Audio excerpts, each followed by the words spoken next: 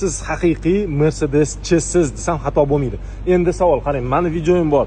Gelik bilan Range solishtirgan. Farq nimada aka? Ayting, farqi nimada shu mashinalar? Bitta ta'rifda. O'zi ko'p mashinalarni bir-biriga sravnit qilib solishtirib gap talashib o'tiriladigan mashinalarni juda ko'pi aslida solishtirib bo'lmaydigan mashinalar bo'ladi-da. Masalan, Range Rover'ni Gelik bilan solishtirishadi. Ikkalasi ot kuchi yaqinroqdir. Narxi yaqinroq ozgina. Narxi yaqin. 100 ga chiqishi tezligi pasti bir xil bo'lishi mumkin. Lekin bu mashinadan odam nima oladi? Emotsiya oladi, adrenalin oladi. Ana shu olinadigan narsalar umuman boshqa. Masalan, Gelenwagen men haydayman, G63 da adrenalin beradi. Zo'r. Bossam, xuddi shunaqa tezlikda uyga chiqadi. Lekin u oldini ko'taradi, ovoz beradi, adrenalinda mashina o'zini ashi sig'may ketadi-da. Xo'p, Range Rover SV olsam men 235 mingga nima olaman aka? Range Rover'da u adrenalin yo'q, komfort bor.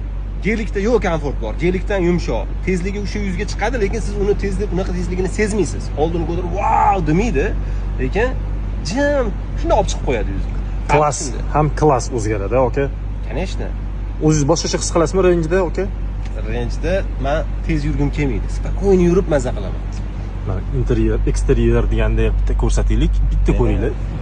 Okalar, bu mashina ikkinchi qatorda kayf qilsa bo'ladigan mashina. Aka, agar novostroykadan bir xonali kvartira olmasam, shuni puliga masjidda yashasam bo'ladi, в принципе. Объемni aytaman, ikkinchi qator ko'ryapsan ham. Usoma ham bo'yi past yigit emaslar. Shu o'tirishlarda hozir sizning komfortli o'tirishlarda ikkinchi qatorda joyi ko'rdinglar.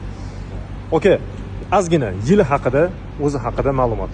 Xo'p, 2023 SV komplektatsiyaning ikki xili bo'ladi. Bu eng fuli, orqasi razdelli, o'sha storlar chiqadi. Bundan fuli, bundan zo'ri qimmati yo'q. Eng oxirgisi. O'zi mashina lyubitillari bilishadi, mashina ishqibozlari.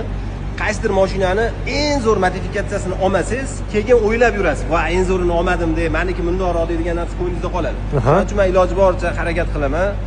Xudo qodir qilsa eng zo'rini olishga. Shu eng zo'rini olsam ham, lekin men 1 oy yoki 1,5 oy haydadim bu mashinani. Ozgina zerikdim to'g'risi. Lekin aka, bu basharaga mehr qo'ymasdan, muhabbat qo'ymasdan iloji yo'q. Men bilmayman. Menga hozir sizning fikringiz, конечно, qadrli, lekin Gelikmi, Range'mi desam, men Range tanlayman shaxsan aka. Men Gelik tanlayman. Mana tanlaysiz aka. Men ikkalasini ham haydab yurgan odam sifatida menga hammani fokus har xil. Men xohlagan narsalarni ko'proq Gelik beryapti, Range Rover bera olmayapti. Lekin kimdirlar bunday narsani ko'proq xohlaydi. Xo'p, balki yoshingiz yana ham kattalashsa, balki uje Range Roverga o'tkiz kelib qolar qaytib. Aynan. Hozirgi yoshimda Gelik ko'proq yoqyapti. Adrenalin. Albatta. Lekin 40 dan keyin balki bu yoqib qolar. Balki men yana ham bosilib, sekin yurish, komfort, jimjitlikda yurishni xohlab qolarman. 235 ming deyapsiz. Narxga ta'rif bering, yaxshi narxni bozorni juda ham zo'r bilgan odam sifatida. Albatta, har bitta buni tushungan odam o'zi biladi. Bu narx juda zo'r SV uchun. Hozirgi kunda ham yangisini olib kirsangiz, rastamoshkasi bilan SV-ni eng fuli 400 mingdan kamiga tushmaydi. Buni yili va probegi. 2023 40 ming probeg. Kraskasi toza, hech qanaqa ishi yo'q, idealniy mashina. Bo'ldi aka, tushundim sizni.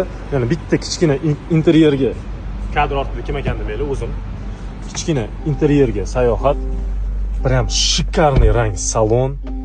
Slonovый ko'st manaqa elementlar, mana podlokotnikda elementlar. To'g'risi, men sevaman bu mashinani.